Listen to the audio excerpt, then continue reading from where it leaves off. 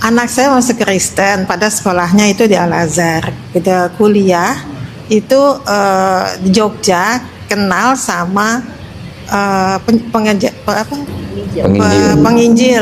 gitu. Waktu itu saya di Amerika, jadi saya nggak tahu. Taunya mereka udah menikah, yang perempuan udah hamil, gitu. Taunya Kristennya saya juga baru tahu kalau anaknya udah mau lahir. Nah, saya dengar ini, saya mau pesen buku yang akan terbitkan juga videonya ini akan saya kirimin ke anak saya biar dia mengerti gitu kan, karena kalau saya berdebat sama dia pinteran dia ngejawabnya gitu kan. Jadi Shalom Bapak Ibu Saudara yang dikasihi oleh Tuhan, salam sejahtera buat kita semua. Kembali bersama saya dalam channel ini. Kali ini Bapak Ibu Saudara kita akan kembali menyaksikan kompilasi atau kumpulan video-video singkat dari kisah perjalanan kehidupan para murtadin maupun dari mereka yang takut kehilangan anggota keluarganya atau murtad tinggalkan Islam. Ya, seperti dalam cuplikan awal di mana seorang ibu yang meminta saran kepada Donditan karena anaknya meninggalkan Islam masuk Kristen, di mana anaknya ini seorang yang berpendidikan atau sekolah di Al-Azhar, namun pulang dari sana justru tinggalkan Islam. Dan inilah keresahannya sehingga ia meminta saran dari Donditan, atau kalau bisa ada bukunya bisa ia minta lah, kira-kira seperti itu. Nah, karena itu Bapak Ibu Saudara, saya mengajak kita semua untuk saksikan cuplikan-cuplikan ini, bagaimana reaksi mereka dan bahkan bagaimana perjalanan kehidupan para murtadin-murtadin lainnya yang terima Yesus sebagai Tuhan dan Juru Selamat pribadi. Karena itu Bapak Ibu Saudara, mari kita saksikan cuplikan-cuplikan ini. Ini dia videonya.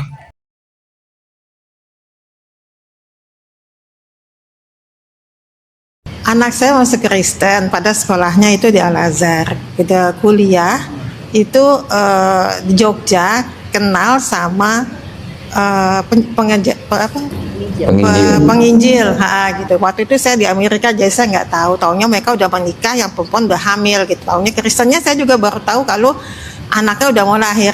Nah, saya dengar ini, saya mau pesen buku yang akan terbitkan juga videonya ini akan saya kirimin ke anak saya biar dia mengerti gitu kan, karena kalau saya berdebat sama dia pinteran dia ngejawabnya gitu kan.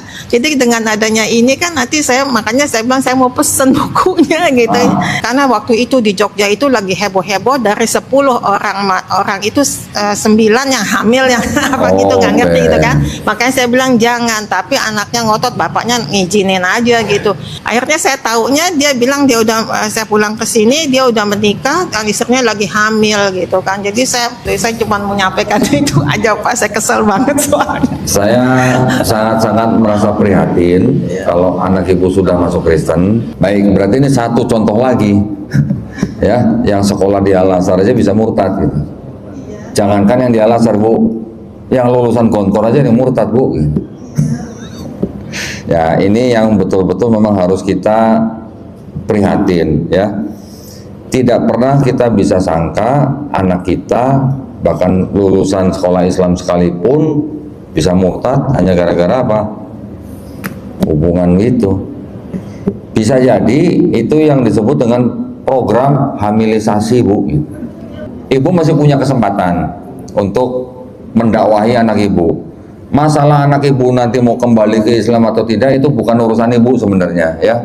Ibu memberikan nasihat boleh, mengajak dia kembali ke Islam boleh, tapi hidayah tetap mutlak milik Allah SWT ya. Tidak ada anak yang tiba-tiba meninggalkan agamanya dalam satu malam, Bapak Ibu. Tidak ada. Selalu ada proses panjang yang mendahuluinya. Dan seringkali penyebabnya adalah sepelenya orang tua terhadap keadaan anaknya. Apa saja yang sering dianggap sepele oleh orang tua? Yang paling sering adalah sepele ketika anaknya pacaran dengan non-muslim. Saya tegaskan, waspada jika ini terjadi pada anak atau cucu Anda, Bapak Ibu. Seringkali kasus murtadnya remaja Islam bukan karena alasan ilmiah, tapi seringkali karena pengaruh hubungan emosional, semisal jatuh cinta dengan non-muslim. Tapi kalau iman anak Anda kuat, sering Anda tegaskan keesaan Allah, sering Anda ajak mendengarkan kajian tauhid, bismillah dia tidak akan menggadaikan imannya demi cinta, Bapak Ibu. Ini kisah nyata. Seorang anak perempuan jamaah saya sempat dekat secara emosional dengan pria non-muslim, ganteng, kaya, dan penuh perhatian. Anak perempuan jamaah saya ini kemudian diajak si laki-laki pindah agama agar bisa menikah. Apa kata si perempuan? Tidak, kamu jangan pernah bermimpi aku pindah agama. Itu tidak akan terjadi. Kalau kamu memang serius ingin menikah denganku, mari ikut aku kepada agama Islam. Si laki-laki pun tidak mau masuk Islam. Akhirnya hubungan mereka berakhir Bapak Ibu. Dan anak perempuan jamaah saya sampai hari ini tetap istiqomah iman Islamnya. Masya Allah. Ini jadi contoh buat kita Bapak Ibu, betapa pentingnya menjadi jalan bagi anak untuk sungguh-sungguh mengenal Islam. Betapa pentingnya pengaruh orang tua selalu mengajak anaknya mendengarkan kajian tauhid, sehingga apapun godaan tak akan menggoyahkan iman Islam anak Anda Bapak Ibu. Semakin dalam orang kafir meneliti dan mempelajari Al-Quran, pasti semakin kagum dan takjub dengan Islam. Dan itulah yang terjadi pada saya, seorang anak pendeta dan dulunya remaja Kristen. Tahun 2008 kelas 3 SMA, saat usia 17 tahun akhirnya saya memilih bersyahadat. Saya tidak cukup hanya syahadat, saya memilih untuk mendalami Islam, bahkan untuk menyelami keindahan bahasa dalam Al-Quran. Saya sampai mengambil jurusan pendidikan bahasa Arab ketika saya kuliah Bapak Ibu, karena sangat luar biasa linguistik dalam Al-Quran. Perhatikan Pak, untuk kata hujan saja Al-Quran itu sangat menarik dan membuat kagum para ahli bahasa. Kalau kita buka Al-Quran surat Asy-Syura ayat 28, wa huwallazi yunazzilu ghaitsa min ba'di ma qanatu, dan Allah yang menurunkan hujan setelah mereka berputus asa. Tapi ketika kita buka surat Al-A'raf ayat 84, wa amtarna alaihim mataran, dan kami hujani mereka dengan hujan. Sama-sama ada kata hujan, namun apa yang menarik, kalau Bapak Ibu senang memperhatikan linguistik dalam Al-Quran, Bapak Ibu akan menemukan bahwa kata hujan dalam surah Asy-Syura ayat 24 memakai kata gaisa, sedangkan kata hujan dalam surat Al-A'raf ayat 84 memakai kata matar. Apa bedanya? Masya Allah, para ulama dan ahli bahasa meneliti dan menemukan bahwa kata gaisa dalam Al-Quran menunjukkan hujan yang membawa rahmat dan pertolongan bagi manusia, sedangkan kata matar untuk kata hujan dalam Al-Quran adalah hujan yang membawa azab dan hukuman bagi manusia. Sama-sama hujan, namun perbedaan makna hujan membawa kebaikan dan hujan membawa kehancuran tidak perlu dijelaskan Al-Quran dengan kalimat yang panjang. Tidak, cukup dengan perbedaan kata yang singkat, yaitu gaisa dan matar. Inilah hebatnya linguistik dalam Al-Quran dan membuat kagum para ulama dan ahli bahasa Bapak Ibu. Saya tegaskan, tidak ada di dunia ini kitab suci yang indah secara ilmu linguistik selain Al-Quran. Dan ingat, Al-Quran itu bukan kitab linguistik, tapi keilmuan linguistik ada dalam Al-Quran sebagai sinyal pertanda bagi orang yang mau berpikir bahwa kitab ini sungguh Allah yang menurunkan dan bukan buatan manusia, dan sungguh Allah yang Nama saya Wisnu, saya orang murtadin, saya bangga murtad. Jangan takut murtad dan ikut Yesus Kristus, Allah yang benar. Allah yang benar adalah Allah yang menyelamatkan, bukan Allah yang menyesatkan. Kabar baik harus kita beritakan, kebenaran harus kita nyatakan. Keselamatan yang kita terima harus kita ceritakan, agar semua orang selamat seperti apa yang sudah kita dapatkan. Keselamatan yang pasti kita dapatkan. Halo semuanya, saya Afia. Saya lahir di Jakarta. Saya anak pertama dari 2 bersaudara. Mama saya dari Betawi dan pastinya Muslim. Papa saya Ambon dan dia Kristen. Saya punya adik 1 cowok yang ya mungkin kalau ya ada yang tahu pasti aku berdua terus lah. Itu dia adik. Ya. Wow, jadi berdua ya? Iya, berdua. Baik, Afia tadi udah cerita ya, Mama itu seorang Muslim dan Betawi juga ya. Nah, Papa seorang Kristen dan dari Ambon. Bagaimana sih kehidupan keluarga sehari-hari?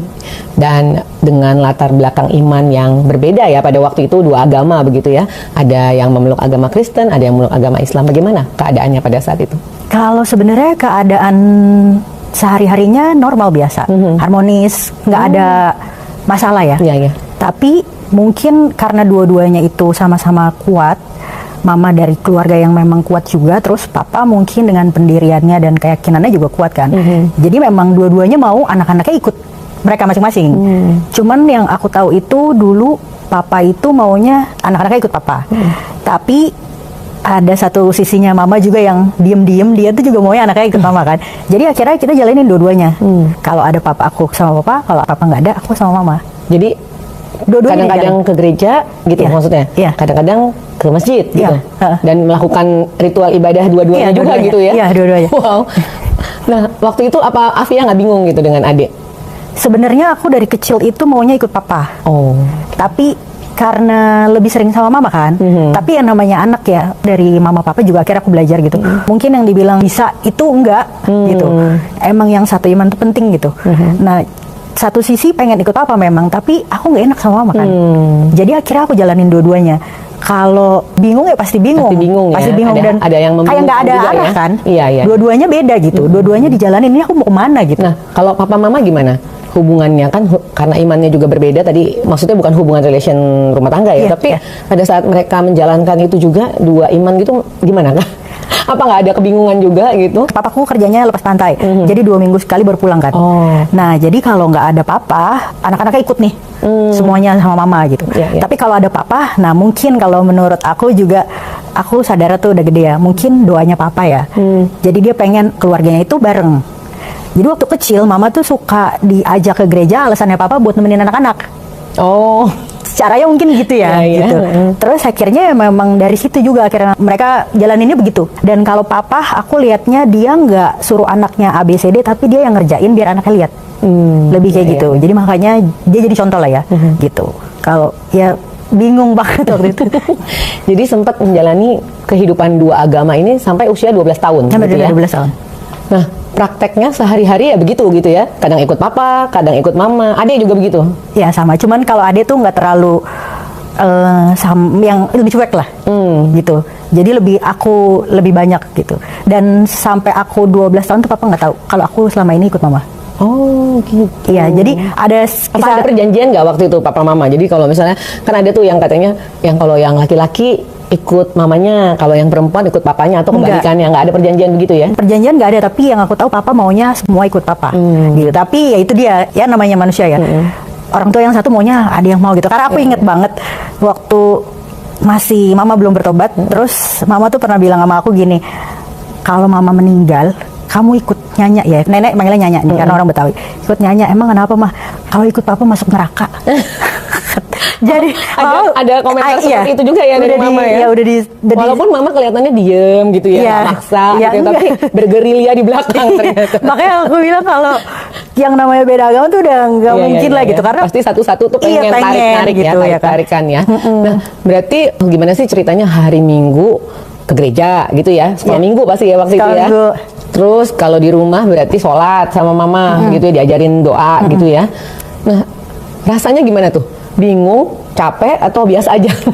capek, bingung, terus nggak ada arah kan. Terus kayak misalnya gini, kalau papa lagi berlayar, mungkin aku nggak papa lebih bebas, Iya, karena iya, memang satu sisi kan aku takut gitu sama papa juga gitu, maunya ikut papa. Karena kalau misalnya bulan puasa nih, contohnya, itu aku sering banget kayak bulan puasa aku lagi sholat di, kalau kita tahu nih papa mau pulang kapan. Terus mana hari ini papa pulang nggak ya? Nggak tahu. Jadi sholatnya nggak usah jauh-jauh, tarawih kan. Oh, gitu. Terus berapa kali tuh misalnya aku lagi sholat, papa pulang, kan adikku nggak pernah kan. Dia teriak dari luar. Oh. Nona, papa pulang. Semua tuh Supaya yang tahu yang di dalam ya. Semua tuh yang lagi sholat kan biasanya kalau di masjid cewek-cewek dipisah. Iya. Yang cewek langsung nengok semuanya. Oh, gitu. Iya, terus aku langsung pas Buka, mau kena iya. ya kan. Terus aku titip sama tetangga. Nah, sekali aku pernah lagi di rumah nenek. Ya kan begitu. Terus kejadian yang kayak gitu juga. Papa pulang? Papa dateng. Oh, papa dateng. Karena kan aku di rumah nenek kan. Nggak jauh ya? Rumah nenek Mungkin dari- kayak 20 menit lah Oh, gitu. oke. Terus jadi biasanya kalau kayak gitu aku ngindarnya nginep. Nah, mama suruh kayak kamu main di sana biar bisa sholat kan, Iya, bisa iya, puasa iya. gitu. Ha, ha. Terus papa dateng, nah aku buka gitu, aku bilang sama sepupu gitu ya, sama tante gitu. Terus aku dimarahin sama tante-tanteku. Ngapain kamu lepas? Biarin aja papa kamu tahu gitu. Cuman aku bilang nggak mau ntar dimarahin gitu. Iya, iya. Nah, di situ kan jadinya bingung kan. Satu sisi aku nggak enak sama papa, satu sisi lagi ya ada mama juga gitu. ya, Iya gitu. yang mendorong juga Iya, untuk itu gitu. ya. Walaupun Afia jadi agak apa ya, bukan sebenarnya kalau aku bilang sih bukan takut ya, karena ngikutin papa tuh, karena lebih ngelihat teladan kali ya dari papa yang memang kok ya benar gitu ya. Iya, iya, dan dari kecil Jadi kayak ada aku ketertarikan juga iya, gitu lebih ya. kayak aku waktu itu mungkin belum ngerti ya, tapi kayak aku lebih struknya di sini deh, gitu. Iya. Cuman ya karena Aku nggak bisa nolak. Iya, gitu nggak ya. bisa nolak. Iya. Nah, setelah itu akhirnya mama mengalami pertobatannya, bisa menerima Tuhan Yesus gitu ya. Bisa cerita sedikit? Itu aku kelas 3 SD. Aku ingatnya papa lagi kerja di luar kota. Terus aku sakit, papa pulang akhirnya. Terus nggak lama dari itu, aku ingat mama bilang kalau mama mau terima Tuhan Yesus kan. Setahu aku ya, sempet tuh papa nggak mau. Nggak mau karena ini tuh agama loh gitu. Jangan dimainin gitu. Kalau emang kamu mau, ya maksudnya jangan karena dia gitu, belajar aja dulu gitu. Nah itu menurut aku juga karena memang mama juga mau bertobatnya juga karena yang suka diajak-ajak itu loh, sama papa kan suka diajak kan. Jadi dia denger, ke gereja ya, ke gereja, anak-anak gitu, alasannya tadi ya. Iya, terus dia denger, dia waktu itu kebetulan papa suka datang ke Yusufroni gitu, jadi dia kasih tahu mama, ini ada loh yang dari Muslim tuh gini. Nah, memang saat itu aku seneng ya, karena akhirnya tuh bareng gitu. Tapi saat itu aku bilang sama mama gini, aku ya udah mah aku mau pindah jadi Kristen aja gitu. Tapi sama mama nggak boleh. Oh, tetap nggak boleh tapi. Katanya dia bilang gini, nanti alasannya apa tuh? kamu belum ngerti. Oh, oke. Kalau kamu udah besar boleh gitu. Jadi kamu ya udah, maksudnya ya tetap jalanin dua-duanya kira kan. Aku bersyukur juga ya, maksudnya gini, mungkin mereka ngajarinnya akhirnya ini tuh keputusan sendiri dan ini bukan main-main ya. Jadi waktu mama digituin mungkin nolongin gitu ke aku juga. Terus aku bilang oh ya udah, jadi aku sampai kelas 6 SD aku masih tetap tuh kalau sore ngaji di sekolah, les ngaji, itu masih tetap ngejalanin kayak gitu. Masih tetap dua agama itu dua tadi agama, ya. iya.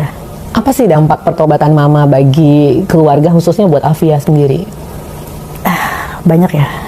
Kalau misalnya dampaknya, karena akhirnya aku ngelihat juga, maksudnya ya Tuhan itu beneran hidup gitu.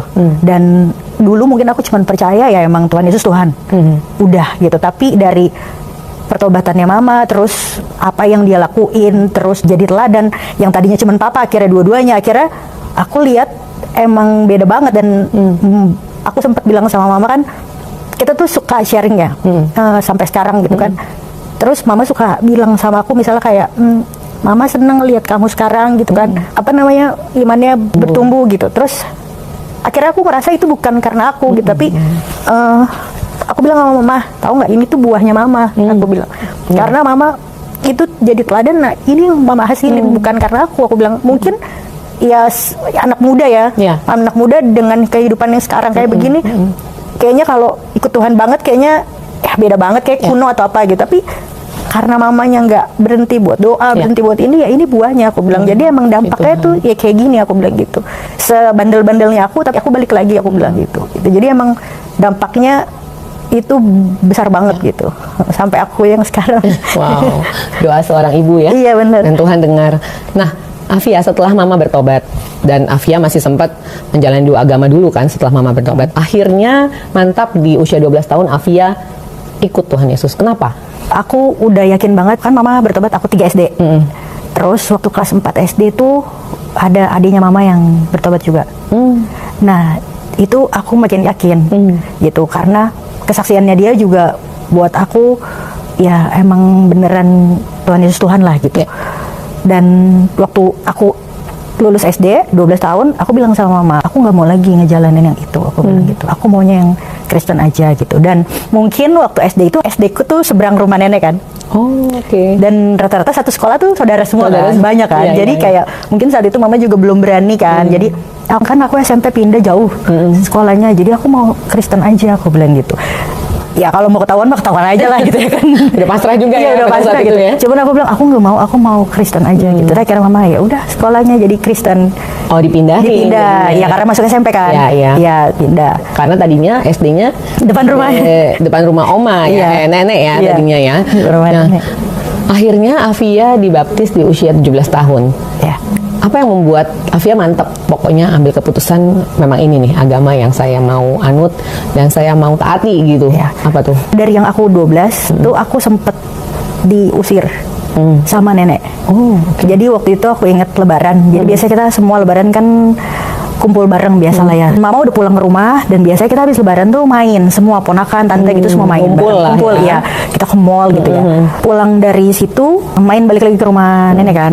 Hujan lah kondisinya. Tiba-tiba neneknya tuh bilang, "Dia ngapain di sini? Suruh pulang aja." Gitu. Terus habis itu ada tanteku bilang, "Biarin sih orang mau main." Gitu. Terus dia bilang, "Enggak, saya malu punya cucu kayak dia." Gitu. Terus, nah adikku kan cowok yang mungkin lebih yang cuek, dia bilang udah pulang aja gitu. Aku pulang jalan ya nangis ke rumah kan.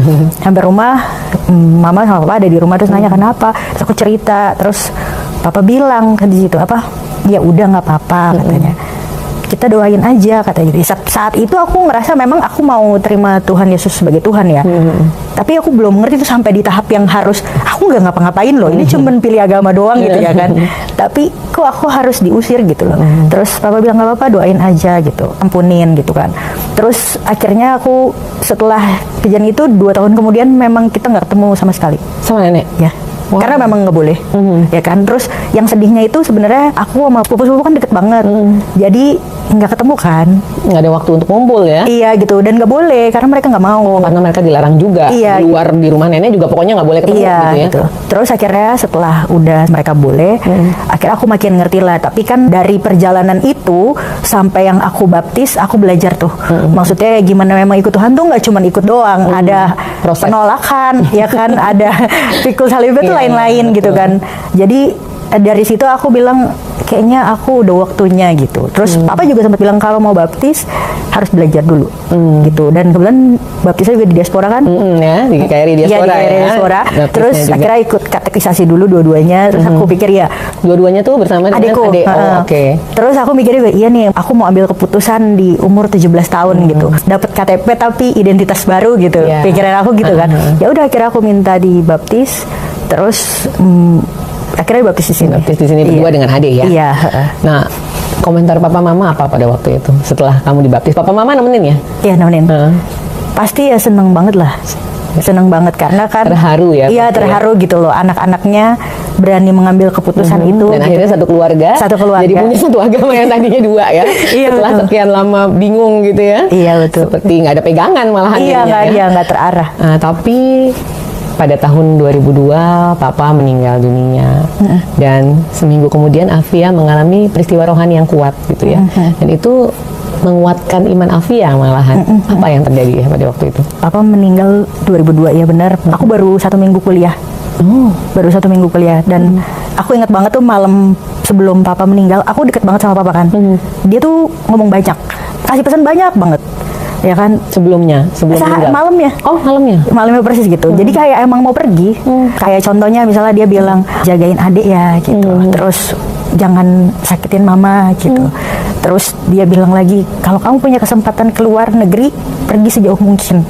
Tapi kan saat itu aku mikir ya mana aku bisa ya. Gitu kan. Maksudnya aku bukan orang pemberani yang menurut ya yang kayak sekarang gitu ya kan. Aku sempat bilang sama papa ya enggak kamu sendiri gitu. Terus nanti semua papa bilang sama mama izinin gitu. Besoknya papa meninggal, aku juga nggak tahu karena dalam keadaan sebenarnya sehat kan. Waktu papa meninggal, cuman satu pertanyaan yang aku tanya sama mama, "Mas, sekolah aku gimana?" Mama jawab, "Ada Tuhan Yesus," katanya gitu. Setelah itu aku ya udah kayak sebenarnya mau dibilang marah sama Tuhan enggak, tapi kayak Tuhan kok gini ya gitu. Maksudnya aku baru loh gitu kan. Terus mama itu nggak pernah kerja kan, nggak ada yang punya penghasilan tetap gitu loh. Aku mikir ini ke depannya gimana gitu kan. Terus aku masih nggak apa-apa. Nah seminggu kemudian ternyata keluarga mama tuh masih mencoba untuk menarik kita kembali. setelah tahu papa meninggal gitu. Iya, setelah seminggu papa meninggal, mereka panggil aku sama adikku kan, Iya, iya. diajak pergi makan lah gitu. Ya aku pikir tuh ya biasa aja gitu. Setelah lagi pergi makan, pulangnya diajaklah pulang ke rumah nenek. Ditanya, "Kamu mau balik lagi nggak?" gitu. Terus aku bilang, "Hah? Balik lagi gimana?" Aku bilang gitu. Kan aku udah Kristen gitu. Terus mereka bilang, "Ya iya kamu balik lagi."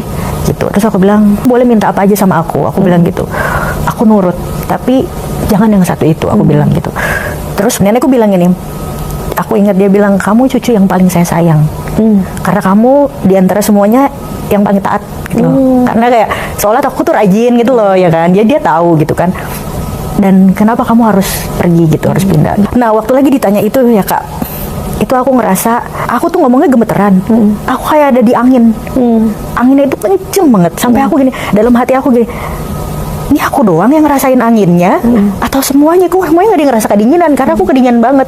Tapi aku percaya itu Roh Kudus karena aku lancar ngomong ke mereka gitu dengan maksudnya umur 18 tahun ya kan. 18 tahun, Terus bisa ngomong, berani ngebantah yang tadinya aku nurut gitu, terus kayaknya ini bukan aku gitu. Mereka bilang, nanti kalau kamu meninggal siapa yang doain? Terus aku bilang, maksudnya?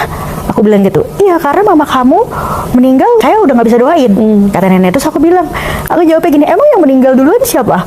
Aku bilang, ya aku mikirnya ya logika aja lah, kamu lebih tua dan mama. Aku mikirnya gitu, cuman aku mikir, aku dosa nggak ya ngomong gitu gitu kan. Terus aku bilang, ya tapi kan kenapa mesti mikirin nanti meninggal? Aku bilang, terus ya emang begitu, nanti mama nggak ada yang doain, kamu yang doain siapa? Terus aku bilang, ya nggak usah pikirin aku nanti, aku bilang. Tapi menurut aku ini tuh udah hak aku lah, aku udah besar, aku bisa pilih, aku bilang. Terus mereka bilang, kamu dibayar ya? Ada pertanyaan seperti itu. Iya. Terus aku tanya, sama siapa? Aku bilang gitu, ya sama gereja kan, kamu dibayar buat kamu tetap Kristen. Aku bilang, enggak, aku bilang gitu. Kalau misalnya aku pilih ini karena aku kan udah jalanin dua-duanya. Ya aku tahu yang mana yang benar. Aku bilang, aku mau milih yang sekarang. Terus mereka bilang, sekarang gini deh, kamu pilih rumah di mana, kuliah di mana, kita tanggung kamu sampai nanti gitu. Terserah kamu pilih di mana, boleh. Terus aku cuman balik, aku tanya, kalau aku ikut, aku masuk surga nggak? Aku bilang gitu. Mereka semua diem. Terus ya insya Allah masuk. Aku bilang, aku nggak mau insya Allah. Aku bilang gitu, aku mau yang pasti. Terus dia bilang, iya pasti masuk surga. Kata gitu, yakin? Aku bilang gitu, iya. Terus aku tanya, kamu masuk surga nggak nanti? Aku bilang gitu ke nenekku sama kakaknya mama. Ya insya Allah masuk, ya doanya gitu. Ya kamu aja nggak yakin, gimana kamu nyuruh aku? Aku bilang, aku nggak mau, karena aku yang sekarang, aku pasti masuk surga. Makin dibilang, kalau kamu nggak mau, kamu kita coret dari keluarga.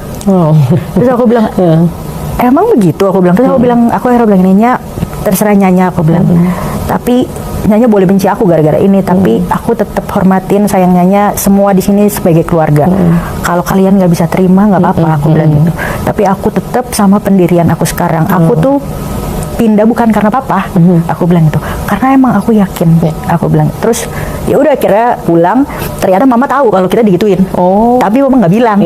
Terus aku pulang, aku bilang, mama, kenapa sih mama nggak bilang kalau kita tuh ternyata di sidang gitu? Terus ternyata mama sebelumnya di sidang. Jadi mama duluan nih, mama baru duluan. anak-anak. Terus mama dibilang, mama ngomong, kalau anak-anak mau, anak-anak aja kalau mau balik. Kalau saya udah nggak mau, kalau mereka mau saya nggak apa-apa gitu loh. Terus mama nanya, terus kamu jawab apa? Ya aku nggak mau lah, aku bilang. Terus akhirnya oh ya udah. Nah terus memang di situ aku ngerasa memang Roh Kudus yang ngomong, yang bantu aku, karena aku ngerasa banget kok ini aku ngomong gemeteran, terus angin kenceng gitu. Diberikan kekuatan. Iya, diberikan kekuatan ya untuk ngelawan ibu-ibu di depan itu. dan memang nggak gampang pada saat kita di sidang ya kan, tentang iman kita gitu, di antara orang yang sama imannya gitu ya. Iya. Pasti itu kekuatan dari Roh Kudus sih, aku yakin. Iya, dan maksudnya aku kayak, ini aku cuman ponakan, umur 18 tahun, terus yang lain tuh udah tante-tante menenekku kan. Udah senior semua ya. Iya, senior semua, terus aku kayaknya kalau aku salah ngomong, ngelawan, gitu kan. Tapi ya udah aku kayak lancar ngomong, jadi emang Tuhan kasih hikmat. Iya, Tuhan kasih hikmat. Nah, Afia, dalam perjalanan hidup Afia kan sering melihat berkat Tuhan yang nyata, dari mulai kuliah, pekerjaan di Bali ya, pindah ke Jakarta sampai bisa ke Eropa, dan melalui banyak hal lah dalam hidup Afia. Apa sih momen yang paling Afia rasakan sebagai bukti nyata janji Tuhan buat Afia? Sebenarnya semuanya itu aku bisa lewatin, itu janji Tuhan semuanya menurut aku. Aku kuliah karena saat itu kayak nggak mungkin diterusin, tapi akhirnya Tuhan kasih berkat, gereja bilang mau bantu. Itu D2 kan. Nah waktu selesai D2, gereja tanya mau diterusin lagi nggak. Terus aku bilang sama mama, mah aku perempuan, adik aja yang kuliah, aku selesai. Karena dia nanti cowok kepala keluarga. Aku bilang. Akhirnya aku kerja. Aku kerja di sini berapa bulan. Terus aku kerja ke Bali nih ceritanya. Sebenarnya aku ke Bali nggak kerja. Bilang sama mama itu liburan. Terus karena takut nggak dibolehin atau gimana? Jadi ada temen SMA pindah ke Bali. Oke. Terus dia bilang, ayo main ke rumah gue gitu. Terus akhirnya aku ya udah. Nah sampai sana aku betah gitu kan. Terus akhirnya cari kerja lah. Nah pekerjaan ini mungkin memang Tuhan udah tuntun gitu ya. Jadi ada satu tempat itu buka ya kan. Terus aku nih sebelumnya kerjanya backgroundnya lebih ke accounting gitu loh. Aku lebih suka di back office ya. Back office, ya. Terus habis itu teman aku bilang, ada mau ngelamar kerja nggak gitu. Ini ada nih, tapi cuman butuh waitress atau pastry. Dua-duanya aku nggak bisa nih. Iya. Nah akhirnya aku bilang, aku ngomong sama yang ownernya kan, aku mau pastry tapi aku nggak bisa. Gitu. Terus mereka bilang nggak apa-apa karena di sini nanti semua diajarin. Gitu. Nah akhirnya aku mulai kerja di sana. Dan kebetulan guru-gurunya itu dari Italia semuanya datang. Wow. Nah di situ akhirnya aku kayak punya mimpi gitu, punya mimpi Tuhan, aku pengen deh sekali-sekali ke luar negeri gitu lah ya. Karena kok kayaknya mereka hebat gitu lah. Terus Tuhan pimpin dari situ kerja. Nah cuman waktu pertama kali aku kerja, aku langsung bilang sama Tuhan, maksudnya aku tahu ya gimana keadaan keluarga aku gitu kan. Aku mau jadi berkat buat keluarga, aku mau tanggung semuanya gitu. Terus aku kerja di Bali 2 tahun, dia pindah Jakarta. Yang di Bali ini ngajakin ke Jakarta. Ya. Pindah. Aku bilang ya udah deh aku pindah gitu. Waktu aku pindah ke Jakarta, aku kerja 3 tahun, terus aku bisa beli rumah. Wow. Nah jadi itu juga karena kan waktu itu waktu di sidang itu aku ditawarin rumah kan. Ditawarin kuliah, ya kan? rumah. Iya. Terus akhirnya Tuhan jawab Satu-satu Tuhan iya, jawab. Tuhan jawab satu-satu gitu. Kayak oh ya Tuhan kasih yang waktu itu aku tinggalin Tuhan kasih gitu. Dan aku bisa beli itu dan aku pindah juga. Kalau untuk waktu itu saat itu ya cuman mimpi buat pergi ke Eropa doang kan. Sampai aku pindah lagi ditawarin kerja di Solo. Sebenarnya waktu kerja di Solonya ada momen yang menurut aku juga pertemuan aku sama Tuhan Yesus ya. Nah aku udah pindah di Solo, terus baru 6 bulan pindah di Solo, Mama bilang kamu nggak mau ngejar mimpi kamu lagi gitu. Terus aku bilang nggak mau Mama, kayaknya tuh kayak nggak mungkin gitu loh untuk aku bisa pergi. Terus Mama bilang coba aja. Aku inget itu malam tahun baru 2016. Aku berdoa sama Tuhan, Tuhan aku mau, aku bilang. Aku dari situ tiap hari aku doain, terus aku nabung. Nah rencananya itu aku mau pergi bulan Oktober 2016. Aku nabung karena aku pikir kayaknya kalau aku nabung bisa Oktober nih gitu. Tiba-tiba bulan Maret aku punya temen di Spanyol, dia bilang ada teman aku mau buka restoran nih gitu, kamu mau nggak dateng? Terus aku bilang, aku ngomong sama ownernya, kata ownernya tapi harus Juni. Uang aku nggak ada gitu kan. Iya belum kekumpul. Akhirnya aku ya udahlah aku apply aja. Aku apply bulan Mei. Itu aku harus interview kan. Nah harus rekening korannya harus dari print dong. Aku gajian nih ceritanya di bulan itu. Aku bilangnya terus masih kurang kan. Terus aku doa, aku bilangnya Tuhan, aku mau pergi, aku bilang. Tapi aku nggak mau ngutang. Kalau emang ini dari Tuhan, aku nggak tahu ceritanya gimana. Pokoknya Tuhan ini. Tiba-tiba malam bos aku nelfon. Yang di Solo ini ya? Yang di Solo. Karena aku masih di Solo. Bos aku, Vi, kayaknya aku kurang deh kasih kamu. Terus aku bilang, enggak, aku bilang gitu. Enggak kurang kok. Enggak kurang. Soalnya aku ada yang harus aku kasih ke kamu. So aku bilang, enggak, ini emang udah kok kamu tas gitu. Terus kata dia, enggak udah pokoknya ini aku kasih, ntar aku dimarahin kalau enggak. Terus dan kasihnya itu angkanya pas. Wow, yang dibutuhin. Yang dibutuhin. Wow, terus aku langsung, oh ya berarti aku berarti dapat visa. Iya. Aku udah gitu karena Tuhan udah kasih ini gitu. Iya. Terus di situ aku baru belajar iman tuh kayak gitu. Kalau Tuhan kasih ini berarti yang di depan Tuhan kasih gitu. Nah, aku pulang dari Solo, aku pindah kosan. Kosan itu kosan cewek ya, tapi jarang ada yang tempatin, cuma 8 kamar. Minggu pertama aku pindah, ada security yang di depan-depan tuh bilang, kamu nggak pernah digodain Mbak, gitu kan? Hah? Aku bilang enggak kok gitu.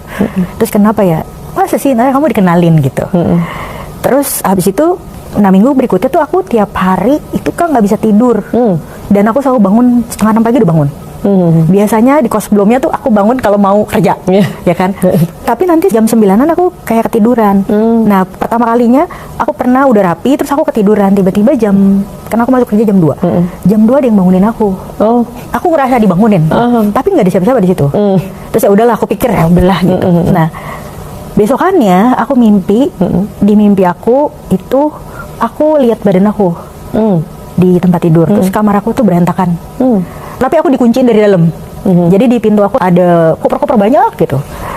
Waktu aku mau balik ke badan aku gitu ya, aku lihat di depan aku ada sosok ya hitam, pakai pocong gitu ya kan, matanya merah. Terus habis itu aku dicekek. Waktu aku nggak tahu kan, aku minta tolong kan. Ada satu yang bilang gini, suara itu ngomong gini, panggil Tuhan Yesus sampai dia datang. Gitu. Aku panggil Tuhan Yesus, aku ngelihat di kamar sebelah aku bisa lihat ya kan. mereka lagi ngobrol, tapi aku panggil-panggil ini nggak ada yang datang. Aku bilang, Tuhan Yesus tolong, Tuhan Yesus tolong. Sampai akhirnya waktu aku menghadap, karena aku dicekek, terus aku lihat di belakangnya dia ada cahaya putih titik, ya kan, yang tadinya titik, terus akhirnya jadi tangan. Terus dia langsung angkat aku, dan itu aku bangun. Dan setelah itu emang aku nggak diganggu lagi. Nggak diganggu lagi ya? Nggak diganggu. Jadi aku di situ aku percaya kalau ya memang makhluk itu ada gitu. Iya. Tapi bukan berarti itu dia lebih besar dari Tuhan Yesus gitu Betul, kan. amin. Memang setelah itu security masih nanya kan. Aku bilang, aku ceritain terus dia bilang, iya itu orangnya gitu. Oh gitu. Karena biasanya diganggu itu tahu yang udah enggak lagi, aku bilang gitu. Wah, Nah, dahsyat. biasanya aku kalau udah kayak gitu tuh aku suka cerita ke orang-orang. Aku ceritain semua teman-teman kerjaku, masa sih Mbak gitu. Nggak tahu, aku seneng aja ya kan. Dan aku ya bersyukur ya, itu juga teladan dari mama papa ya. Papaku dari dulu tuh yang dia dengerin tuh cuma lagu rohani. Jadi kebiasaan gitu ke aku. Jadi kayak pagi tuh dengan lagu rohani, sore juga. Nah aku tuh kalau mau di mana-mana pun aku dengerin itu kan jadinya. Nah kalau waktu aku bilang, oh ya berarti karena mungkin dia nggak suka aku denger kayak gini, jadi akhirnya itu. Ya, karena kamu selalu connect dengan Tuhan melalui lagu rohani itu. Kan diingetin terus. Iya gitu ya. gitu. Setelah itu aku bisa pergi lagi di Eropa ya kan. Dan ya itu memang janji nyata banget buat aku. Setiap langkah ya, menurut aku ya, setiap tahun, setiap musimnya aku tuh ya Tuhan memang ada. ya, Tuhan ada dan selalu digenapin gitu. Janjinya Tuhan, oh iya gitu. Biasa. Kesetiaan ya. Iya benar. Itu kuncinya ya mungkin ya bagi Afia ya. Nah, tahun 2021 ketika semua sudah siap untuk pernikahan nih. Ini kita ngomongin masalah jodoh. Afia waktu itu tahun 2021 udah siap nih untuk nikah, tapi tiba-tiba Afia justru batalin. Kenapa tuh? Boleh cerita? Apa sih yang Tuhan ajarkan lewat keputusan berat? Itu keputusan berat loh. Iya, benar. Udah siap semuanya, ternyata nggak jadi gitu ya. Mimpi-mimpi udah ada ya, udah panjang. Tapi tiba-tiba nggak hilang semua. Ya, memang perjalanannya agak panjang tuh ya. Jadi aku sama mantan yang ini 4 tahun lah gitu. Terus COVID waktu itu kan. Oke. Terus ini orang luar. Orang luar. Nah kebetulan kita udah ikut kelas persiapan di diaspora juga nih, udah selesai. Wow, udah selesai juga ya? Udah. Kalau nggak salah itu bareng sama siaran. Oh, oke. Jadi yang waktu masa aku barengan itu mereka udah nikah semua ya gitu. Jadi yang ikut konseling udah pada nikah. Terus biasalah mungkin kalau orang mau nikah ada kayak ini bener nggak ya gitu, ya kan? Pertanyaan itulah ya. Gitu. 2 bulan sebelumnya timbul pertanyaan itu. Aku udah puasa, terus kok makin kesini makin takut ya, gitu. Sebulan sebelumnya tuh aku dikasih tiap hari tuh Pak, setiap aku habis doa itu gelap, kayak buta gitu, kayak nggak ada masa depan. Akhirnya aku doanya aku ganti. Aku bilang yang tadinya Tuhan lancarin ini gitu. Akhirnya aku bilang, Tuhan kalau emang dia bukan dari Tuhan, kasih aku tanda. Dan aku biasanya memang selalu minta tanda sama Tuhan. Kasih aku tanda. Terus aku bilang ini, kalau emang dia bukan dari Tuhan, buat dia selingkuh. Karena lucu juga ya doanya. Karena kan harusnya Tuhan jaga, jangan sampai dia selingkuh. Ini baru. Iya, karena aku gini. Buat aku kalau itu udah nggak bisa, nggak bisa gitu. Jadi dan aku kadang tuh mungkin agak keras kepala kan, jadi minta Tuhan jedotin aku kadang gitu. Jadi Tuhan kalau memang bukan dari Tuhan, buat dia selingkuh. Karena ini LDR ya? Iya. Karena COVID ya? Iya, karena COVID. Terus akhirnya satu kali aku ada kerjaan banyak, kita ada debat lah gitu. Aku putusin untuk nggak ngomong. Terus akhirnya udah setelah pas ngomong, aku berdoa lagi. Aku bilang, Tuhan aku mau cari tahu boleh nggak ya? Gitu. Aku minta ampun dulu sebelum ini kalau aku harus cari tahu gitu. Tapi kok perasaan aku nggak enak gitu. Terus, nah kebetulan dia tinggal sama ada satu temennya. Aku tanya lah sama dia dan bener selingkuh. Terus kamu malah seneng gitu? enggak kalau ya? pas lagi bener ada itu, aku langsung ini, Tuhan ini bener nggak ya? Malah jadi ragu. Iya gitu kan, masih kayak gitu. Terus akhirnya aku tanya orangnya dan nggak ngaku. Pastilah. Ya pastilah nggak ngaku ya kan. Cuman dari nggak ngaku itu karena jawabannya berubah-berubah, aku pertama kali yang mengenal Tuhan adalah saya dan adik saya. Kemudian perjalanan waktu kita merasakan kasih Tuhan, kita jadi mikir, oh jangan cuma kita yang ngerasain kasih Tuhan, pengen juga papa, mama, koko, cece itu bisa ngerasain kasih Tuhan gitu. Terus ya kita coba untuk ada KKR daripada gereja, kita ajak untuk ikut. Tapi papa, mama belum mau. Pada waktu itu papa nggak mau kenal Tuhan karena papa punya kepercayaan lain. Lalu banyak pertimbangan untuk papa nggak mau kenal Tuhan. Waktu itu saya sempat mikir, udahlah aku berhenti sebentar lah, Tuhan tahu kalau aku capek loh, gitu.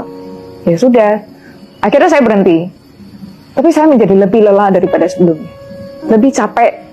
Dan di situ saya diingatkan Tuhan, kalau misalnya hari ini papa kamu dipanggil, gimana?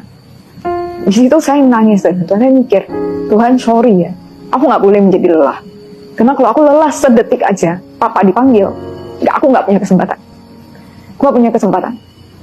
Waktu itu usaha papa cukup turun, bangkrut gitu. Dalam usaha papa akhirnya kita coba lagi untuk mendoakan Pak, aku pengen doakan papa. Ya sudah, didoakan. Mungkin setelah didoakan merasa lebih tenang. Setelah itu kita mau doakan lagi, papa setuju.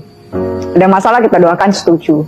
Akhir tahun 2018, ajakin papa untuk ikut Natal di gereja. Waktu itu saya yang main drama, jadi saya minta papa datang dong ke gereja, aku yang main drama gitu. Saya main drama, saya pengen papa untuk bisa lihat aku main drama seperti apa. Drama yang dibawakan itu tentang saya pribadi yang mengenal Tuhan, kemudian papa saya bisa kenal Tuhan. Ya sudah, singkat cerita papa lihat. Setelah itu nggak berapa lama papa mau ikut CG. Setelah ikut CG dengan AI, AC, cuman karena papa keterbatasan bahasa, kalau kesulitan bahasa Indonesia, bisanya bahasa Hokkien, jadi saya harus ikut. Setiap kali CG saya harus translatekan bahasa Hokkien, sehingga papa bisa mengerti apa yang disampaikan di CG. Seiring berjalan waktu sekian tahun, akhirnya di tahun yang ke-9 dari 2010, kita percaya Tuhan, kita doakan sampai 2019, tepatnya 10 Februari 2019, papa memutuskan untuk memberi diri dibaptis. Di situ pertama kali papa memutuskan untuk pengen tahu Tuhan Yesus dengan sungguh-sungguh. Ya nggak lama setelah itu, tanggal 31 Juli papa mengalami kecelakaan di rumah sakit. Papa bilang, papa minta maaf ya, papa sayang banget sama kamu gitu. Kok nangis ya? Itu aku kayak merasa kalau bukan karena kasih Tuhan, nggak mungkin papa minta maaf. Soalnya papa ya cukup keras ya. Bukan cukup keras, sangat keras menurut saya gitu. Dalam 6 bulan itu saya percaya papa juga mengalami Tuhan. Mengalami hubungan yang berbeda. Karena perubahan hidup papa berubah secara drastis. Yang dulunya pemarah, yang dulunya suka minum dan lain-lain sebagainya. Di dalam waktu 6 bulan papa mengalami perubahan yang kita sebagai anaknya mengalami, wah kok bisa gitu ya gitu. Waktu papa di rumah sakit tanggal 31 Agustus, saya dan adik saya istirahat di rumah sakit ya. Kita tidur di rumah sakit. Tapi di hari itu, waktu saya tidur bersama dengan adik saya dapat mimpi. Mimpinya adalah papa sudah meninggal, dan padahal saat itu papa belum meninggal. Papa persis ada di sebelah saya di rumah sakit. Papa sudah meninggal, jelas sekali di ruangan, satu ruangan di yayasan, dan keadaan papa sudah tidak ada. Setelah itu saya bangun, saya lihat, oh papa saya masih ada, mimpi. Tuhan, aku nggak ngerti masuk mimpinya Tuhan. Tapi saat ini hatiku cukup hancur. Satu hal yang Tuhan ingatkan, persiapkan dirimu. Gak ngerti banget. Tuhan, persiapkan diri apa? Ya sudah, persiapkan dirimu. Kamu harus kuat. Karena kalau kamu tidak kuat, di hari H, kamu gak bisa. Seketika saya diam dan saya mikir, Tuhan sudah mengerjakan banyak hal dalam kehidupan Papa. Dan bahkan kami sudah menikmati buah dari pertobatan Papa. Saya mempersiapkan diri bahwa, oke, nggak apa-apa, beberapa hari lagi Tuhan akan panggil Papa, saya nggak masalah. Saya akan persiapkan diri saya sebaik mungkin. Saya akan menjadi kuat, karena mungkin di hari H butuh untuk saya mengurus banyak hal. Singkat cerita, 2 hari kemudian, tanggal 22 Agustus 2019, Papa meninggal. Papa dipanggil Tuhan, berada di ruangan yayasan, satu ruangan yayasan yang sama, dengan posisi yang sama. Seperti yang ada di mimpi. Seketika saya jadi mengerti, di hari H saya tidak meneteskan air mata, bukan karena saya tidak mengasihi orang tua saya. Tapi saya tahu, Tuhan persiapkan aku terlebih dahulu. Tuhan mengizinkan saya untuk dapat mimpi ini, untuk mengerti bahwa keselamatan itu segitu pentingnya. Segitu sayangnya. Bagi keluarga yang saat ini, keluarganya mungkin masih diperjuangkan untuk berdoa ya. Tuhan itu lebih mengasihi keluarga kita dibanding kita.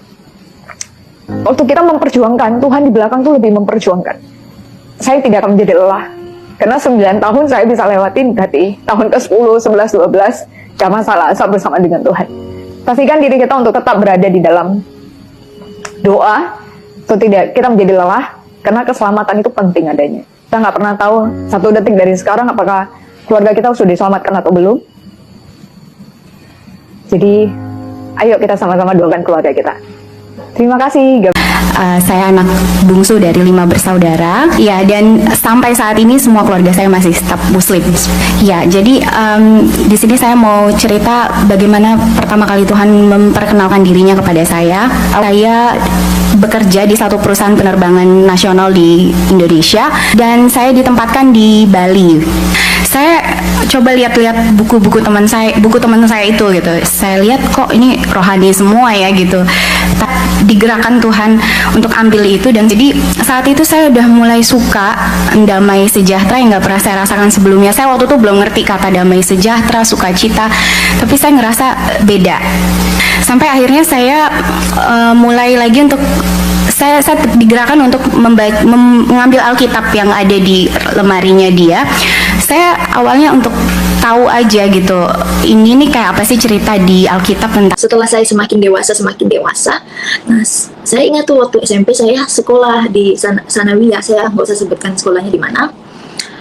Nah di situ kan semua pelajaran Islam gitu ya. Saya sempat bertanya tuh tentang ajaran-ajaran yang saya imani. Saya pulang, saya tanya sama mama saya bilang, "Mah, kok ini ya Ma ya? Kok nikahnya boleh banyak ya Ma ya? Kok ini kayaknya nggak adil sekali bagi wanita?" Saya bilang gitu. Bukannya Allah itu maha pengasih, bukannya Allah itu memandang laki-laki dan perempuan itu sama. Nah, sedangkan saya aja secara pribadi kalau diperhadapkan dengan seandainya nanti saya punya suami terus menikah, saya nggak rela gitu. Saya tanya sama mama, apakah mama rela? Saya bilang gitu. Terus mama saya bilang nggak rela. Nah kalau nggak rela, kenapa harus ada ajaran seperti ini, Ma? Saya bilang. Tapi dan banyak juga ajaran-ajaran lain yang saya pertanyakan, ya. Yang mungkin juga pada saat ini banyak orang yang pertanyakan. Pada saat itu dari kecil saya sudah pertanyakan sama mama saya.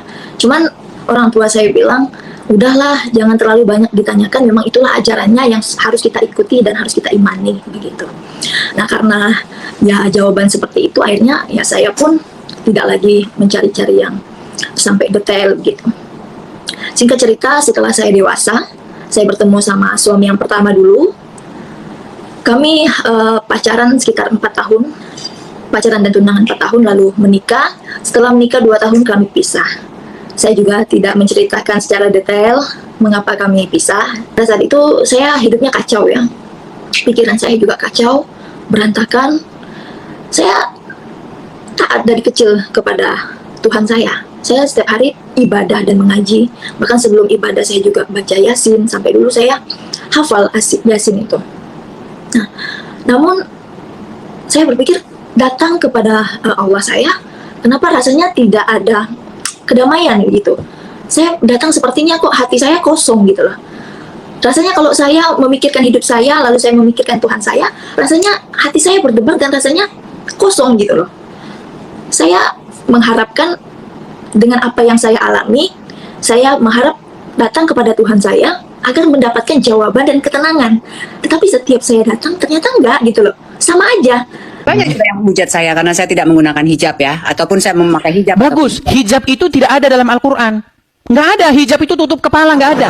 Saya 13 tahun memperdalam agama Islam, ya, 100 kali lebih saya membaca Al-Quran. Tidak saya temukan pengertian hijab itu artinya tutup kepala. Yang dihijabi itu ini, dada ke bawah. Karena zaman dulu perempuan-perempuan itu tidak pakai atasan, mohon maaf, tidak pakai atasan. Lalu Umar punya ide, Umar bin Khattab, sahabatnya Muhammad punya ide, berkata begini, wahai Rasulullah, bagaimana kalau istri-istrimu ini dihijabi? Hijab itu artinya penutup badan, bukan penutup kepala. Hijab sebagai penutup kepala. Makanya, itu Mas Edi, saya bilang di dalam agama saya sendiri pun, dalam agama sebagai seorang muslimah ya, saya juga sebenarnya agak-agak sedikit ingin membuka gitu ya untuk pemahaman teman-teman ya.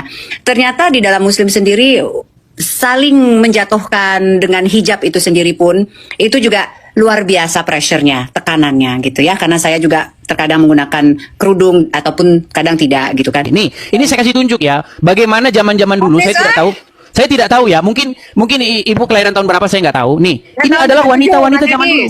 Nggak ada orang pakai jilbab zaman dulu. I know. Ini apakah gini? Menjadi pertanyaan begini, apakah dulu orang Islam tidak pernah baca Quran? Ini wanita-wanita Indonesia zaman dulu tahun 90-an, nggak ada orang pakai jilbab, nggak ada. Bahkan zaman dulu saya masih ingat, zaman saya masih SD, masih kecil, kalau ada orang pakai jilbab, kami kira itu kuping besar sebelah. Iya, zaman saya masih kecil ngelihat orang berjilbab itu, kami merasa heran. Kenapa itu kepala ditutup-tutupin? Karena kami pikir dulu telinganya itu entah sompal entah gimana. Nih, orang zaman dulu nggak ada jilbab-jilbaban tuh, mana? Nggak ada. Nggak ada. Nih, ada ini zaman sekarang, nih modern. Ini zaman sekarang, SMA zaman sekarang. Zaman dulu nggak ada jilbab-jilbaban. Oh. Dulu ya, saya masih ingat zaman sekolah. Emang Mas Edi ini lahir tahun berapa? Saya umur saya sekarang belum ada masih 35 lebih dikit. Ah, masih muda lah. Saya aja udah umur 49, 48. Iya, Ibu mirip artis soalnya. Mirip siapa? Saya lupa. Jadi gini, zaman saya sekolah, zaman saya masih SD, saya masih ingat foto-foto di buku saya dulu. Nah, Ita Purnamasari, Novia Kolopaking, Desir Nasari, siapa lagi? Pokoknya foto-foto artis zaman dulu nggak ada pakai jilbab. Jilbab itu adanya dari tahun 2015 ke sini. Itu pun yang promosi pakai jilbab, harus pakai jilbab. Tukang penjual jilbab, istrinya ustadz di pondok pesantren. Mereka yang gembor-gemborkan pakai jilbab biar laku dagangannya. Saya Brian Jordi Adrianto Iba. Saya umur sekarang 19 tahun. Saya berasal dari Sulawesi Tengah. Sebelum saya pada saat itu juga saya nggak tahu siapa Allah saya. Yang saya kenal Allah saya itu adalah zat, tidak berbentuk, tidak mewakili apapun itu. Ketika saya sembahyang menyembah Tuhan, ada salah satu perkataan yang saya sering ucapkan, yang agama saya anjurkan, yaitu apa? Tunjukkanlah kami jalan kebenaran. Tunjukkanlah kami jalan kebenaran. Saya sudah mempercayai Tuhan. Saya mempercayai Allah. Yang katanya saya mempercayai Allah pasti masuk surga. Tapi kok kenapa selalu ada kata tunjukkanlah kami jalan kebenaran? Itu menunjukkan bahwa kepastian masuk surga tidak pasti. Tapi saya mengerti bahwa semua agama mengajarkan kebaikan. Iya, mengajarkan kebaikan. Tetapi beda dengan kekristenan yang saya dapat. Pada saat itu saya membaca Alkitab. Kenapa saya bilang membaca Alkitab? Pada saat saya memberanikan diri saya membaca Alkitab, padahal diri saya bukan orang Kristiani. Karena di kitab saya sebelumnya itu menganjurkan untuk membaca Alkitab. Kalau nggak percaya coba cek sendiri di kitabnya yang sebelumnya, cek sendiri. Itu berada di Ali Imran ayat 45. Di situ dikatakan bahwa Tuhan sendiri, Allah Subhanahu wa taala, menurunkan Taurat dan Injil, dan di dalam Injil itu ada cahaya dan kebenaran bagi orang-orang bertakwa. Makanya saya memberanikan diri untuk membaca Alkitab. Saya baca Alkitab dari Kejadian, mungkin saya lampang-lampang pada saat itu, dan saya mendapat satu ayat yang itu di Injil Yohanes ayat 1, bahwa dikatakan di sini, pada mulanya adalah firman. Firman itu bersama-sama dengan Allah, dan Allah itu adalah firman itu sendiri. Dan di ayat 3 di sini dikatakan segala sesuatu dijadikan oleh Dia, tanpa Dia tidak ada sesuatu pun yang jadi. Nah, saya mulai berpikir, firman, siapa firman itu? Siapa kalimat itu? Siapa perkataan itu? Ketika saya baca di Ali Imran ayat 45, di situ yang dikatakan firman itu sendiri adalah Isa Al-Masih. Saya mulai penasaran siapa Isa Al-Masih ini, karena di Al-Maidah, di Al-Maidah 46 dianjurkan untuk membaca Alkitab, membaca Injil, karena dalam Injil ada petunjuk, cahaya dan kebenaran. Dan di situ saya mulai beberapa tahun, untuk mencari kebenaran itu, siapa firman, siapa Isa Al-Masih itu, saya cari, saya baca semua, dan saya mendapat siapa Isa Al-Masih itu adalah Yesus Kristus itu sendiri, anak Maria, biasa disebut Ibnu Maryam, putra Maryam. Karena di Ali Imran ayat 45 dikatakan bahwa di situ firman, kalimatullah, perkataan Allah yang sudah ada sejak awal, yaitu Isa Al-Masih sendiri, Yesus Kristus. Sebelum dia jadi, sebelum segala sesuatu jadi, sesuatu pun dia sudah ada sebelum segala sesuatu jadi. Ketika saya baca di Yohanes 8 ayat 58, di sini kata Yesus kepada mereka, aku berkata kepadamu, sesungguhnya sebelum Abraham jadi, aku telah ada. Sebelum Abraham jadi, Dia telah ada. Segala sesuatu diciptakan oleh Dia, firman Allah.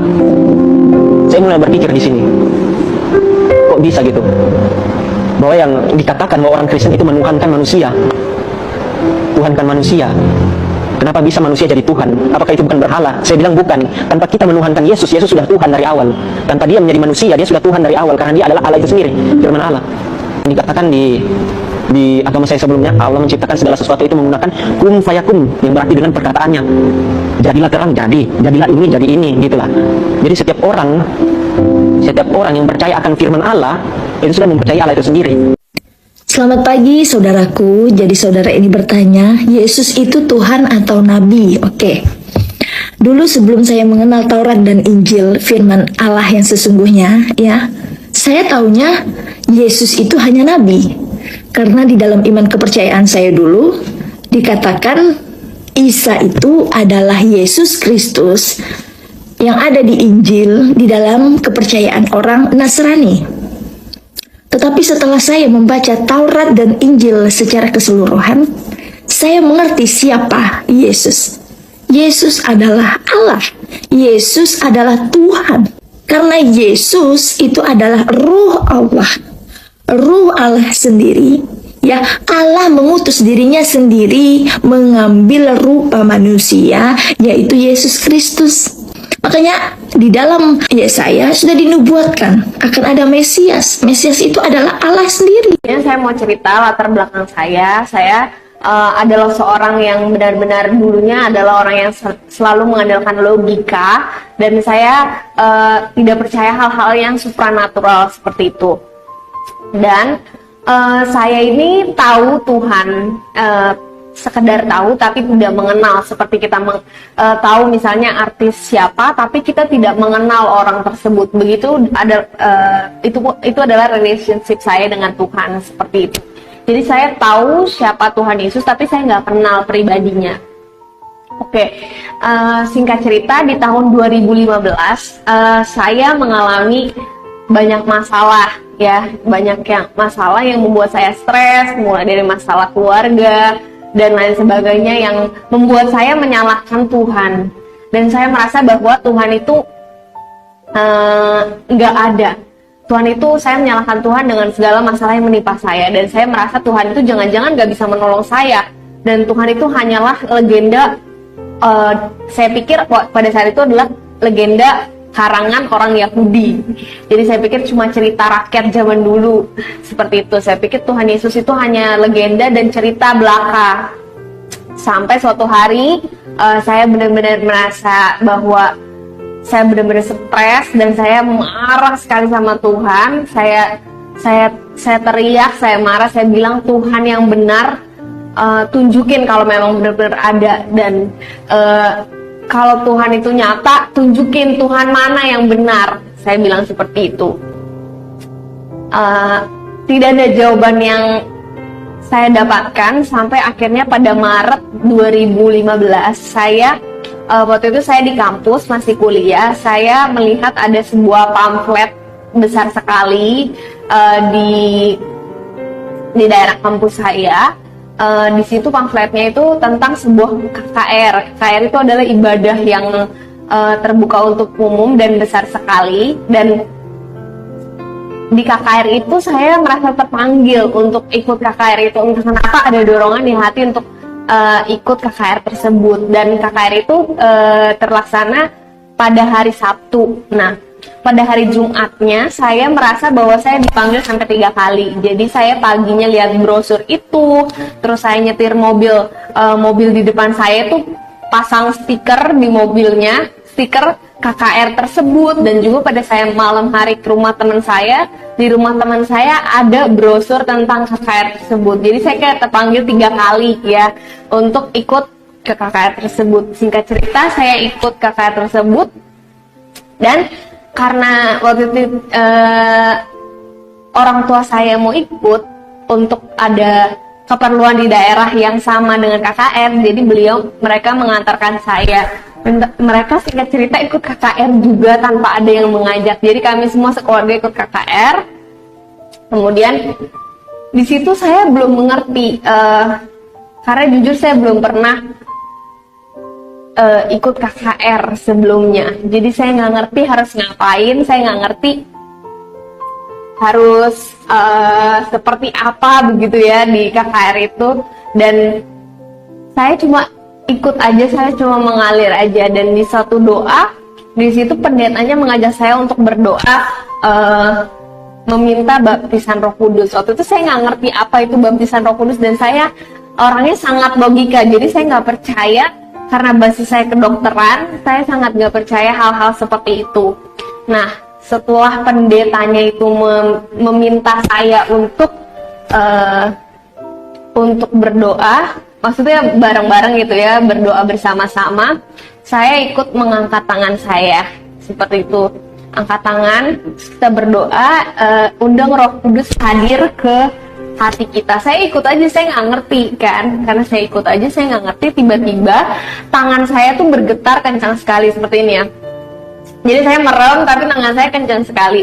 Tapi saya itu sadar penuh 100%, bukan seperti dirasuki atau semacamnya. Saya sadar 100%. Sampai saya bilang sama Tuhan, ada Tuhan, apa saya kejang? Karena basic saya kedokteran, saya pikir saya kejang.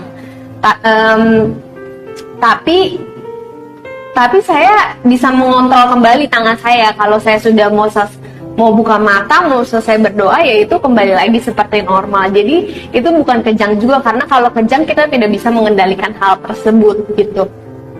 Nah, karena keluarga saya juga kaget dengan hal yang terjadi, maka mereka memegang tangan saya keduanya kayak gini. Mereka pikir saya kesurupan seperti itu. Kemudian akhirnya setelah diajak doa kedua kalinya, saya ikut doa kedua kalinya. Kemudian akhirnya lidah saya bergerak sendiri, dan di situ saya percaya bahwa itu adalah baptisan Roh Kudus, dan situ adalah pertama kali encounter saya atau pertemuan saya dengan Bapa di surga, dengan Tuhan Yesus. Dan saya merasa bahwa di situ ada damai sejahtera yang melampaui segala akal, yang benar-benar rasanya mengangkat semua beban dan stres saya. Dan saya yakin dan percaya bahwa Tuhan itu nyata. Tuhan itu rasanya pada saat KKR itu rasanya cuma datang hari itu tuh buat saya, padahal di situ banyak ribuan orang gitu ya. Dan saya merasakan jatuh cinta pertama kalinya dan kenalan pertama kali dengan Tuhan Yesus. Dari situ hati saya diubahkan. Dari tadinya saya orang yang keras seperti itu ya, tapi Tuhan melembutkan hati saya. Banyak karakter saya yang sampai saat ini masih belum sempurna, tapi diubahkan satu persatu sama Tuhan Yesus gitu. Nah, itu yang membuat saya lebih makin yakin dan sekarang percaya bahwa Tuhan Yesus itu ada, dan Tuhan Yesus itu nyata. Buat kalian yang benar-benar masih bertanya-tanya Tuhan Yesus itu nyata atau enggak sih, Tuhan Yesus itu ada atau enggak sih, atau gue tahu Tuhan tapi gue nggak mau berurusan lah sama dia ya. Please, saat ini pas yang nonton video ini, minta tanya sama Tuhan, Tuhan yang benar tuh kayak apa sih? Nah, minta Tuhan nyatakan dirinya kepada kita. Dan aku yakin Tuhan pasti menyatakan dirinya dengan caranya yang luar biasa sempurna gitu. Setiap orang berbeda-beda, dan setelah itu banyak kejadian-kejadian mukjizat yang terjadi. Banyak aku lihat juga orang disembuhkan, orang sakit disembuhkan, yang selama ini aku pikir hanya dengan medis, tapi ternyata bisa disembuhkan dengan secara supranatural dan kuasa dari doa. Itu aku percaya ya. Kemudian aku juga mau cerita lagi, waktu itu aku pernah setelah terima Yesus ya, singkat cerita, aku sudah terima Yesus. Kemudian aku ada ikut pertemuan doa di gereja, dan di pertemuan doa itu kita berdoa untuk ibadah yang akan dilangsungkan. Pada saat sementara berdoa, tiba-tiba saya merasa Tuhan berkata dalam hati saya, Jessica, kamu diam. Saya pikir apa karena saya terlalu banyak bicara atau apa, tapi pada saat itu tiba-tiba saya itu bisu, nggak bisa ngomong. Saya cuma bisa berbahasa roh, tapi saya nggak bisa ngomong bahasa Indonesia. Setiap kali saya mau ngomong bahasa Indonesia itu pada saat lagi doa itu kayak nggak ada suaranya gitu. Jadi saya kayak nggak bisa ngomong gitu, nggak ada suara, nggak keluar suara. Saya sampai panik. Saya coba 3 kalinya saya nggak bisa ngomong, sampai saya nangis jadi-jadinya, Tuhan kenapa gitu. Sampai pada saat saya sedang berdoa itu, pada saat saya sedang nggak bisa ngomong, Tuhan tunjukin suatu rumah ya rumahnya itu biasa aja, nggak besar, dan rumahnya itu sangat cozy dan nyaman ya, sangat nyaman sekali, dan Tuhan bilang impresi ke hati saya bahwa itu adalah rumah di surga gitu. Dan di Yohanes 14 ayat 2 juga Tuhan berkata bahwa di rumah Bapakku banyak tempat tinggal. Jika demikian, tentu aku mengatakannya kepadamu, sebab aku pergi ke situ untuk menyediakan tempat bagimu. Dan saya mau bilang saat ini bahwa surga itu nyata, Tuhan itu nyata, dan rumah di surga itu nyata. Dan Tuhan sedang memelihara kita dan menyiapkan rumah untuk kita yang percaya kepadanya gitu ya. Di setelah saat itu saya bilang thank you Tuhan, terima kasih, saya mengucap syukur. Terus tapi saya bilang, Tuhan gimana nih, saya masih nggak bisa ngomong gitu kan. Setelah ibadah ini Tuhan bilang kamu akan bisa ngomong dan kamu harus menjadi saksiku, kamu harus bersaksi intinya ya. Akhirnya bener dong, setelah ibadah itu setelah pertemuan doa itu saya bisa ngomong, saya bercerita kepada yang ikut pertemuan doa di situ, barusan saya mengalami kejadian ini dan Tuhan itu nyata dan mereka sangat terberkati. Dan saya berdoa juga setiap yang menonton ini terberkati, nggak ada motivasi lain selain memuliakan nama Tuhan gitu ya. Dan aku mau bilang bahwa kalau yang nonton video ini juga Yesus itu nyata dan tiada jalan menuju Bapa selain dengan melalui Yesus gitu ya. Ya, puji nama Tuhan, Bapak Ibu Saudara yang dikasihi oleh Tuhan. Kita telah melihat dan menyaksikan bagaimana kekhawatiran oleh ustadz-ustadz mereka.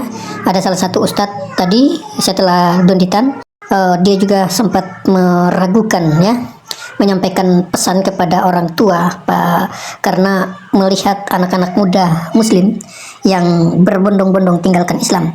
Nah, itu ya benar apa yang dikatakan oleh Ustadz tadi, bahwa mereka banyak sekali yang murtad itu bukan karena orang Kristen yang mengajak sebenarnya, tetapi karena kurangnya pemahaman iman atau akidah dalam Islam itu sendiri, sehingga banyak orang yang akhirnya mencari kebenaran dan banyak yang temukan di dalam kekristenan, dan akhirnya mereka tinggalkan agama lama mereka yaitu Islam dan memberi dirinya untuk dibaptis, terima Yesus sebagai Tuhan dan Juru Selamat pribadi. Nah, Bapak Ibu Saudara yang dikasihi oleh Tuhan, karena apa? Pengajaran-pengajaran yang diterima ya kita lihat sendiri ya, dimana banyak sekali ustadz-ustadz yang ya lebih utamakan tentang, mohon maaf ya kalau boleh dibahasa kasarkan, tentang selangkangan, tentang 72 bidadari, gadis-gadis montok, ya itulah yang digaung-gaungkan dan lebih banyak digaungkan hal itu, dan juga mengkafir-kafirkan. Mereka lebih utamakan tindakan perbuatan yang tidak baik seperti merusak gereja, melarang orang ibadah dan lain sebagainya, dan hal-hal seperti itulah yang dilihat orang. Dan ketika mereka lihat fenomena seperti itu, orang akan berpikir benar atau tidak keyakinan ini atau agama ini.